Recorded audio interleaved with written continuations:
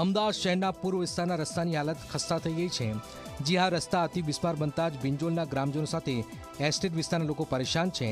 એસ્ટેટમાં ખરાબ રસ્તા પર પડેલા ખાડામાં ભરાયેલા પાણીથી એસ્ટેટના લોકો મુશ્કેલીમાં મુકાયા, કેમ કે 3 એસ્ટેટના 300 કરતાં વધુ યુનિટોના વેપારીઓ કર્મચારીઓ રોજે અહીંથી પસાર થાય છે। ઘણી વખત પાણી ભરેલા હોવાથી ખાડો કેટલો ઊંડો છે તેનો અંદાજ નથી આવતો અને અકસ્માત સર્જાય છે, જેથી રસ્તાનું વહેલી તકે સમારકામ કરવામાં આવે તેવી માંગ ઉઠી છે।